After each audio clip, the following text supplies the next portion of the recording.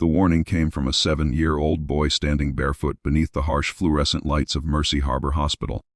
His small hand gripped the sleeve of Nurse Elena Ward, and his frightened eyes never left the trauma room where his father lay unconscious. "He hurts, Daddy, when you leave," the boy whispered. Elena froze. Behind the glass, Captain Mason Reed, a decorated Navy SEAL officer, fought for every breath as machines screamed around him. Doctors had called his injuries severe but survivable. Yet every time Elena stepped away from his bedside, his blood pressure crashed. Dr. Halvorsen blamed medication. Another nurse blamed stress. One resident quietly suggested Elena was somehow making things worse. "She's new," someone muttered. "Maybe she should stay out of critical cases." Elena heard every word but remained focused. She crouched beside the boy. "What's your name?" "Lucas." "And what do you mean when you say I hurt your daddy?" Lucas swallowed. "Not you. Me." Before Elena could ask another question, an alarm erupted. Mason's monitor plunged. "Pressure dropping," a doctor shouted. The trauma team rushed inside. Elena immediately noticed something everyone else missed. Mason's pupils had changed, his left hand was clenched, and the monitor pattern was irregular. "Stop the sedative," she said. Dr. Halvorsen turned sharply. "Excuse me." His response is neurological, not just hemodynamic. "You're a charge nurse, not a neurologist." But Elena ignored the insult. She checked Mason's neck, watched his breathing, and asked the resident what had happened before transport. "Vehicle rollover," he answered. "Was he trapped?" 6 minutes. "Head position, unknown." Elena looked at the scans. A tiny shadow near the brainstem caught her attention. "Call neurosurgery." "Now." Halvorsen hesitated. Then Mason convulsed. The room exploded into motion. Elena stabilized his airway while the surgeon prepared. For 30 terrifying seconds, everyone followed her instructions. Mason's pressure slowly recovered. Silence followed. Halvorsen stared at her. "How did you know?" Elena simply answered, "Because I've seen it before."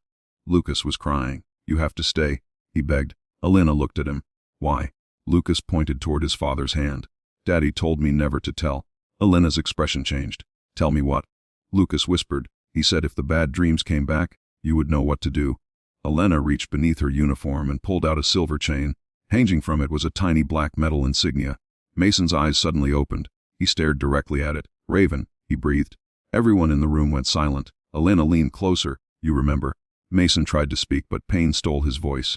Halvorsen demanded, "What is going on?" Elena finally revealed the truth. Years earlier, before becoming a nurse, she had served as a combat medic attached to a special operations unit. And Mason had been there. Their past had just returned. During a disastrous overseas mission years earlier, Mason had been the team leader. Elena had served as a combat medic, saving wounded operators while under heavy fire. She had saved 3 men that night. But one casualty died before evacuation. Mason blamed himself. Elena blamed herself too. Neither had spoken since. Now, standing beside Mason's hospital bed, Elena realized the crash had reopened more than old wounds. "There's something else," Mason whispered. Before he could explain, a nurse rushed into the room carrying a folded photograph found inside his jacket. Elena opened it. On the back, written in dark ink, were 5 words. "The Raven still remembers." Elena's blood ran cold. She recognized the handwriting immediately. Her former commanding officer. A man who was supposed to have died 8 years earlier. "He's alive," she whispered. Halvorsen looked confused. "Who?" Elena did not answer. Suddenly, every light in the hospital went dark. The emergency generators activated seconds later. Then the security alarm sounded. Someone had entered the trauma wing.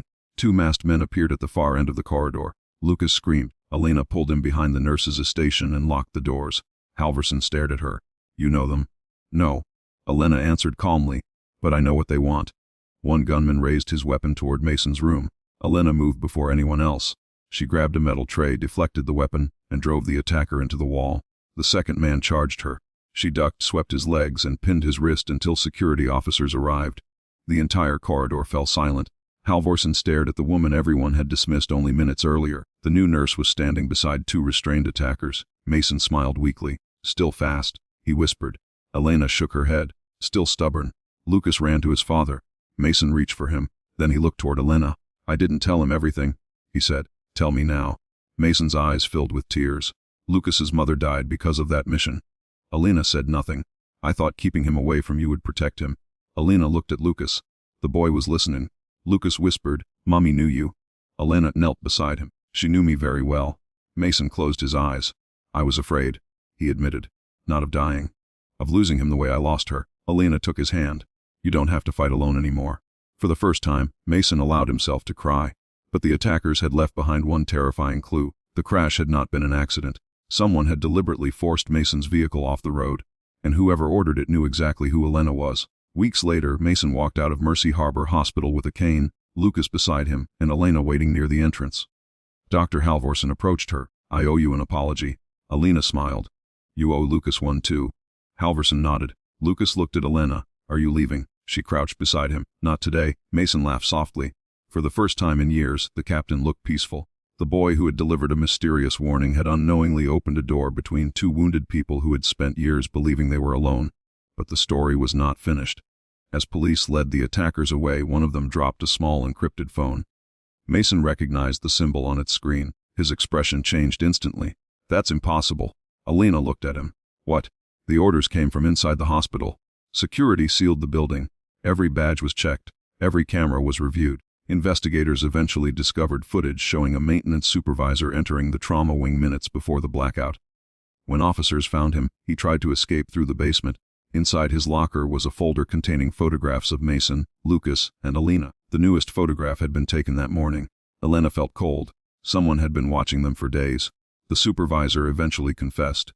The attackers were searching for a mission archive Mason had secretly preserved after the overseas operation. The archive contained evidence that senior officials had ordered the mission despite warnings that civilians were at risk.